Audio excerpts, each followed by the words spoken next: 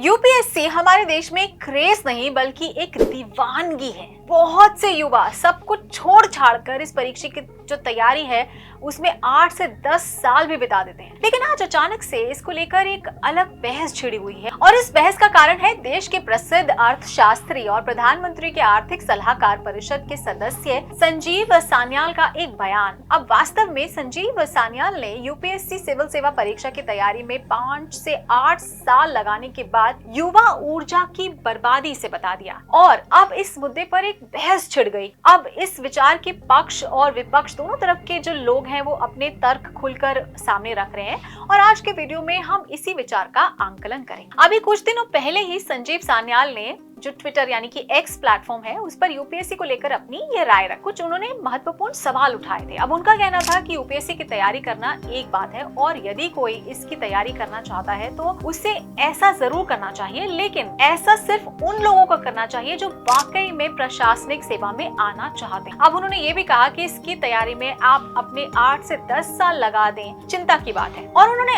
आंकड़ों के माध्यम से भी ये समझाने की कोशिश की कि जिस उम्र में आप यूपीएससी की तैयारी करने बैठते हैं वो एक्चुअली में आपके जीवन के बेशकीमती साल होते हैं और इस दौरान आप अपनी ऊर्जा, क्षमता और ताकत से पूरी तरह से भरे हुए होते हैं और आपके अंदर कुछ भी हासिल करने का जज्बा जो होता है वो भरा हुआ होता है। लेकिन यदि आप साल जो है किसी ऐसी परीक्षा में लगा देते हैं जिसमें सफलता की संभावना 0.1% यानी कि 0.1% से भी कम हो तो आप ना सिर्फ अपना नुकसान एक्चुअली कर रहे हैं बल्कि इससे देश की भी क्षति होती है।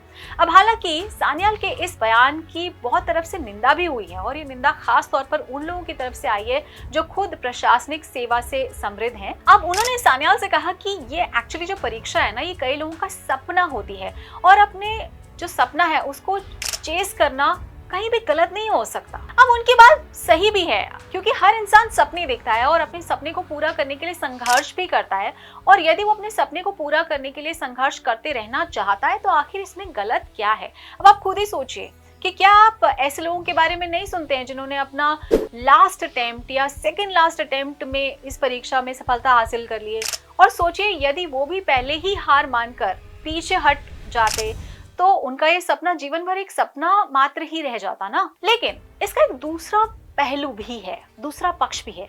अभी कुछ ही दिन पहले मैं एक स्टैंड अप कॉमेडी देख रही थी जिसमें एक स्टैंड अप आर्टिस्ट अपनी यूपीएससी प्रिपरेशन की कहानी बता रहा था। अब उसने बहुत ही हंसी मजाक में अपना एक्सपीरियंस शेयर किया, लेकिन उसकी बात मुझे बहुत ही ना हिट कर गई। उन्होंने कहा कि जब आप दिल्ली आते हो ना यूपीएससी की तैयारी करने के लिए तो सबसे पहले आप जाते हो मुखर्जी नगर या फिर ओल्ड राजेंद्र नगर जैसे इलाकों में जाते हो। अब इन इलाकों में खास बात यह है कि यहाँ आने के लिए तो बहुत से रास्ते हैं लेकिन यहाँ से बाहर निकलने का रास्ता आपको नहीं मिलेगा। हालांकि ये जो स्टैंड अप कॉमेडियन ने बोला ये बात लोगों को बहुत ही मजाक में ले ली उन्होंने, लेकिन एक्चुअली में मुझे रियलाइज हुआ कि उनकी ये बात कितनी सच है। वो स्टैंड अप आर्टिस्ट तो बहुत ही जल्दी उनको समझ आ गया कि वो यूपीएससी के लिए नहीं बना है और उससे उस जगह की आदत लगाने से पहले ही खुद वहां से वो निकल ले। अब मैं उसका नाम तो नहीं बताऊंगी, इतना जरूर कह सकती हूँ कि वह आज एक बहुत ही सफल स्टैंड अप आर्टिस्ट है जिसके शोज भारत ही नहीं बल्कि ऑल अराउंड द वर्ल्ड होते हैं और हाउसफुल रहते हैं। तो ऐसे शोज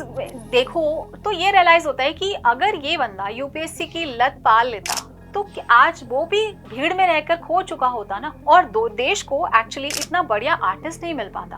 तो दोस्तों मेरे कहने का मतलब यही है कि यूपीएससी की तैयारी करना एक बात है, लेकिन यदि आपको इसकी लत लग जाए तो ये आपकी जिंदगी बर्बाद भी कर सकता है क्योंकि साल दर साल आप इस परीक्षा की तैयारी करते रहते हैं और अपने असली टैलेंट को कहीं ना कहीं धीमे धीमे उसकी हत्या कर देते हैं। तो यदि आपको लगता है कि आप प्रशासनिक सेवा के लिए ही बने हैं तो बेशक आपको इसकी तैयारी खूब करनी चाहिए, लेकिन यदि आप अपनी चाहत को एक तरह से जिद बना लेंगे ना तो शायद आप भी मुखर्जी नगर या ओल्ड राजेंद्र नगर की जो भीड़ है उसका हिस्सा भर बन के ही रह जाएंगे। क्योंकि याद रखिए कि देश की सेवा सिर्फ फौज में रहकर या एडमिनिस्ट्रेशन में रहकर नहीं की जा सकती बल्कि आप एक सफल आर्टिस्ट बनकर भी, एक बिजनेसमैन बनकर भी, आप स्टार्टअप शुरू कर भी या कुछ भी ऐसा इंपॉर्टेंट करके देश की भरपूर सेवा कर सकते हैं। अब आपको लेकिन ये तय करना है कि आप वाकई देश की सेवा करना चाहते हैं या आप बस जिद में यूपीएससी की तैयारी करना चाहते हैं। तो दोस्तों, अगर आपको हमारा वीडियो पसंद आया तो अपने फ्रेंड्स के साथ भी जरूर शेयर कर लें, और अगर आपके पास हमारे लिए कोई सवाल या सजेशन है तो कमेंट बॉक्स में लिखकर हमें जरूर बता दें। तो जल्द ही आपसे फिर मुलाकात होगी एक नए टॉपिक पर, एक नए वीडियो के साथ। देखते रहिए प्रभात एग्जाम। नमस्कार।